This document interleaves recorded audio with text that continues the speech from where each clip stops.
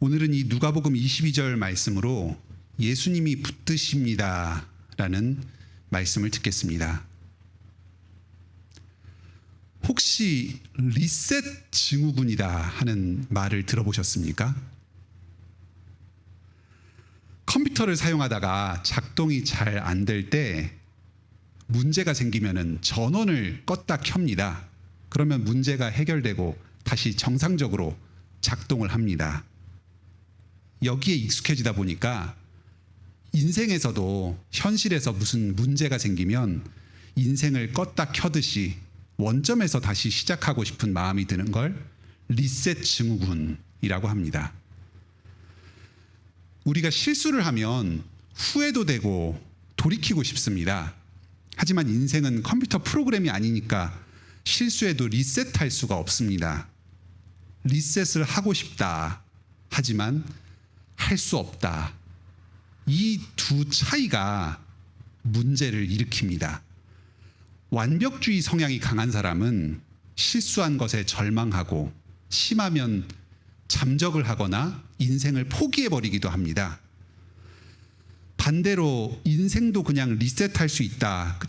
현실은 그렇지 않은데 그냥 자기 멋대로 그렇게 생각을 해버리고 아무렇게나 살아가기도 합니다. 이런 게 리셋 증후군이 낳는 문제들입니다. 우리들이 모두 실수할 때가 있습니다. 그냥 사소한 실수를 할 때도 있지만 때로는 지금까지 인생을 망쳐버리게 된 것 같고 도저히 회복할 수 없을 것 같은 그런 큰 실수를 할 때도 있습니다. 모든 걸 포기하고 도망쳐버리고 싶은 그럴 때 어떻게 해야 될까요? 오늘 본문에서 이런 문제에 대한 답을 줍니다.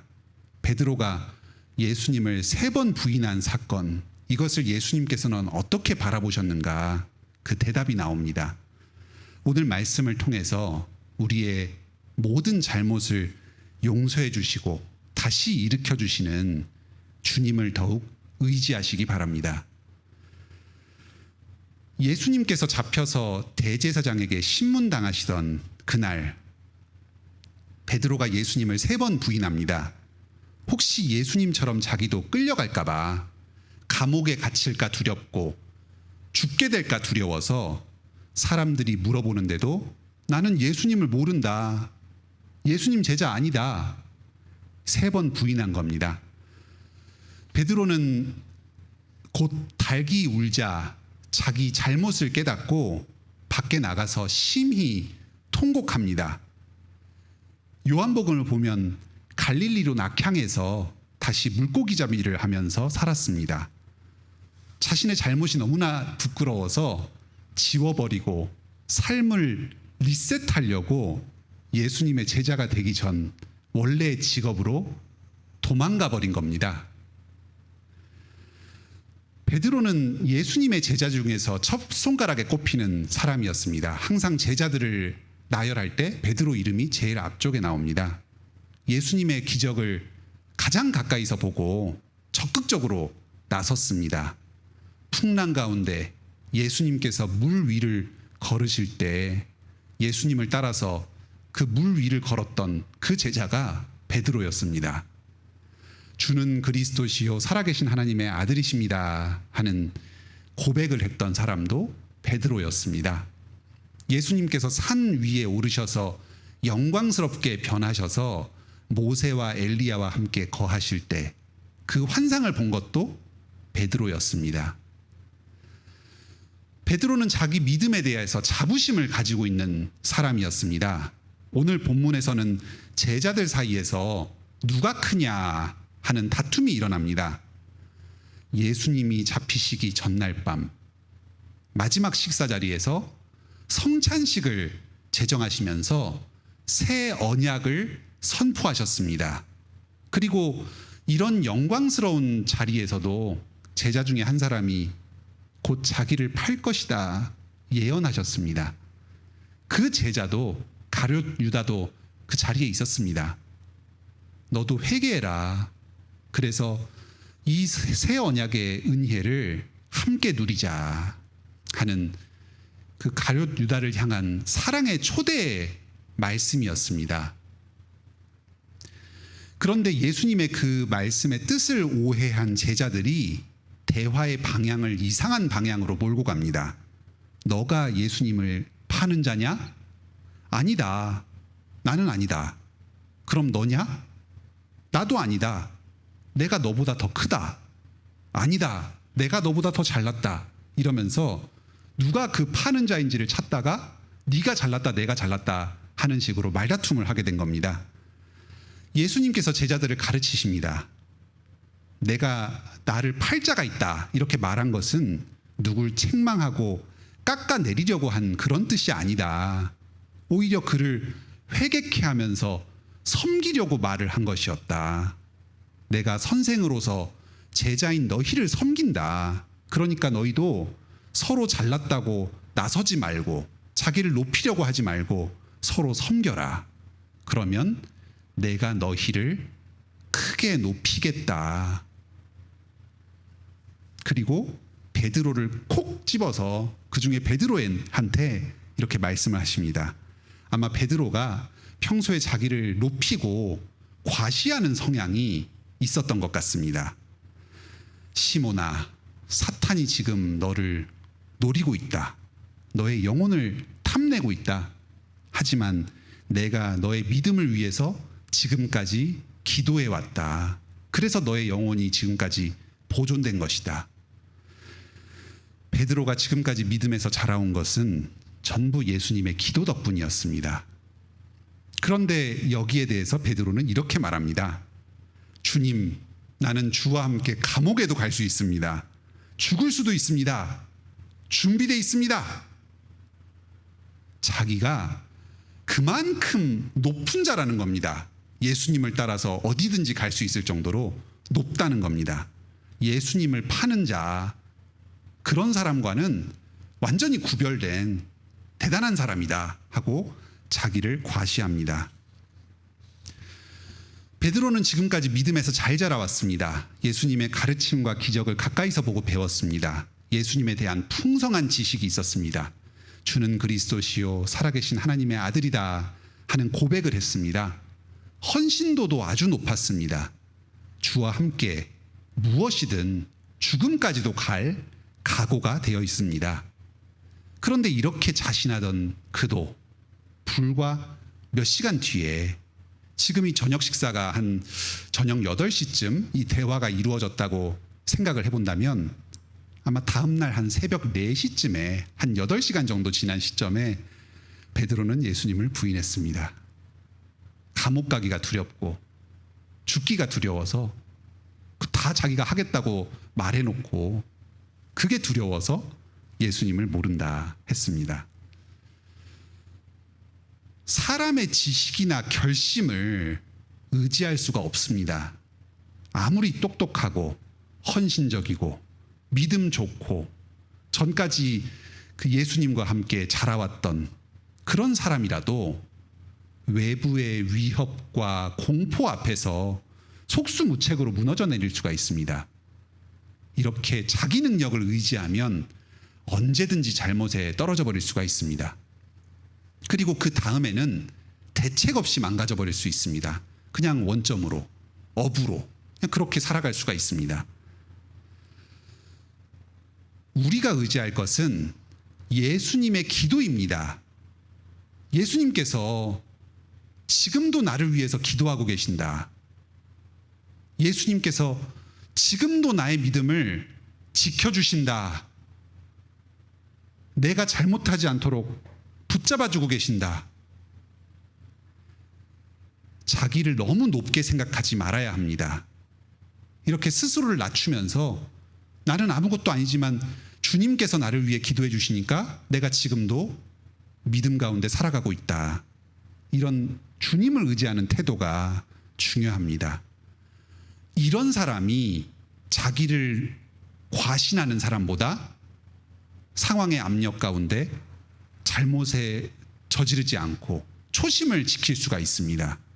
그리고 한 번 넘어졌다가도 다시 주님을 의지해서 일어설 수가 있습니다. 자신의 각오가 아니라 예수님의 기도를 의지하면서 실수하지 않고 또 실수해서 다시 일어나는 여러분 되시길 바랍니다. 지금까지 자기 각오가 아니라 예수님의 기도를 의지하라 하는 말씀을 들었습니다. 두 번째로 예수님께서 우리 잘못을 미리 아시고 미리 용서해 주셨다 하는 말씀을 듣겠습니다. 오늘 본문 32절을 보면 예수님께서는 너가 돌이킨 후에 너의 형제들을 굳게 하라 말씀하십니다. 베드로가 앞으로 잘못을 범할 것이고 그것을 돌이켜라 하는 말입니다. 잘못을 범한다는 게 밑에 깔려 있습니다. 34절에서는 직접적으로 이렇게 말씀하십니다. 베드로야, 내가 너한테 말하노니 오늘 다 굴기 전에 네가 3번 나를 모른다고 부인할 것이다. 예수님 입장에서 베드로는 정말 가소로운 인물입니다. 말은 번지르르한데 금세 예수님을 부인할 그런 연약한 제자입니다. 여기 전에 선생님으로 일하셨던 분도 계신데요. 자기 자식이 됐든 제자가 됐든 누굴 가르쳐 본 사람은 압니다. 아무리 말해도 말귀를 알아먹지 못하고 뺀질뺀질 자신을 내세우고 금방 미천이 드러날 게 훤히 보이는 그런 사람을 가르칠 때 그 부모와 선생의 마음은 얼마나 답답합니까?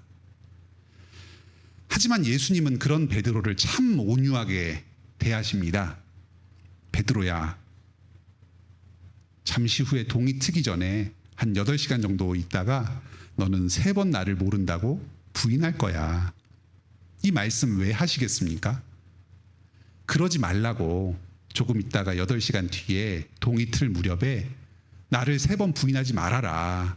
나를 고백해라. 그 바람을 담아서 미리 경고를 해주신 겁니다. 또 잠시 후에 감람산에서 기도하실 때 베드로를 비롯한 제자들에게 이렇게 당부하십니다. 유혹에 빠지지 않도록 기도해라.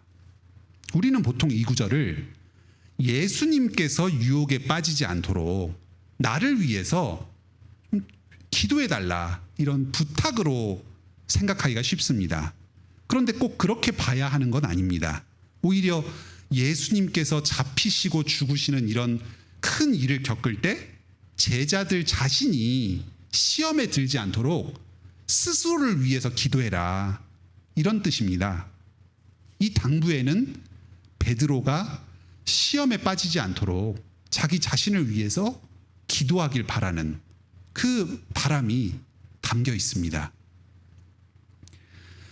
예수님은 베드로가 부인할 걸 미리 다 아셨습니다. 하지만 끝까지 베드로를 사랑하셨습니다. 베드로가 잘못을 범하기도 전에 너가 앞으로 잘못을 범할 텐데 그 잘못 돌이키면 내가 용서해 주겠다. 그리고 다시 너에게 직분을 맡겨주겠다. 제자들을 세우는 역할을 맡겨주겠다. 약속하십니다.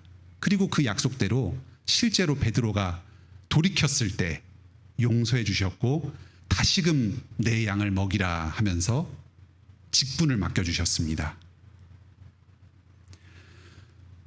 우리가 자기의 연약함으로 실수를 범할 때가 있습니다. 때로는 베드로의 이 예수님 부인하는 것에 버금가는 죄, 지금까지 나의 커리어와 평판을 다 망쳐버릴 것 같은 큰 사고를 저지를 때도 있습니다. 하지만 주님께서는 우리의 그 연약, 그 부족, 그 실수, 그 사고 미리 다 알고 계셨습니다. 그런데도 우리를 구원해 주시고 지금까지 사랑해 주셨던 겁니다. 아들, 딸로 삼아 주셨고 교회에서 또 사회에서 어떤 역할을 감당하면서 지금까지 살아오도록 일을 맡겨주셨던 겁니다. 주님의 이 약속을 붙드시기 바랍니다. 우리가 회개하고 주님을 다시 믿으면 용서해 주신다. 그리고 우리에게 다시 형제를 일으키는 그 사명을 맡겨주신다. 한 번 잘못한 것에 좌절하지 말고 자책하면서 주님께로부터 또 교회로부터 멀어지지도 말고 회개하고 다시 일어서시길 바랍니다. 주변 사람들에게도 교훈하는 바가 있습니다. 베드로도 주님께 용서받고 교회의 기둥 역할을 했습니다. 우리 주변에 한 번 잘못한 사람이 있을 때 회개하면 따뜻하게 다시 받아줘야 됩니다. 심지어는 어떤 큰 직분을 다시 맡길 수도 있습니다. 주님께서 이미 용서하시고 받아주신 사람인데 우리가 무슨 권리로 그 사람을 계속 정죄합니까? 회개하고 돌이킨 자를 편견 없이 받아주는 문화가 교회 안에 정착될 때에 한 번 잘못한 사람도 다시 돌아올 용기를 얻을 것입니다. 예수님께서 우리를 붙드십니다. 우리가 괜찮다, 잘한다 하고 스스로 생각할 때 사실은 주님께서 기도로 우리의 믿음을 붙들어주고 계셨던 겁니다. 우리가 유혹에서 넘어지고 죄를 지을 때 주님께서 우리를 사랑으로 다시 붙드시면서 일으켜주시고 세워주십니다. 섰을 때나 넘어졌을 때나 예수님께서 우리를 붙들고 계시다는 그 사실 꼭 기억하시고 항상 주님을 의지하시길 바랍니다. 우리는 구원받았지만 여전히 죄인입니다. 생각이 짧아서 혹은 유혹에 빠져서 의지가 부족해서 여러 가지 이유 때문에 언제든지 죄를 범하고 잘못을 지을 수가 있습니다. 그런데 이 잘못이 실수가 될 수도 있고 실패가 될 수도 있습니다. 실수냐 실패냐 그리스도가 기준입니다. 그리스도를 의지하고 회개해서 다시 일어서면 아무리 큰 잘못도 실수가 됩니다. 하지만 그리스도 없이 스스로 어떻게든 해결해 보겠다고 나서면 그 일생은 결국 실패한 인생이 됩니다. 현실 도피이거나 자기 파멸로 나아가게 될 뿐입니다. 사랑하는 성도 여러분, 주님께서 이 죄인 베드로를 사랑해 주셨습니다. 자기를 부인한 잘못을 용서해 주시고 교회의 반석으로 사도로 영광스럽게 사용해 주셨습니다. 어떠한 실수도 잘못도 그리스도를 의지하여 회개하고 다시 일어서는 복된 인생을 사시기 바랍니다.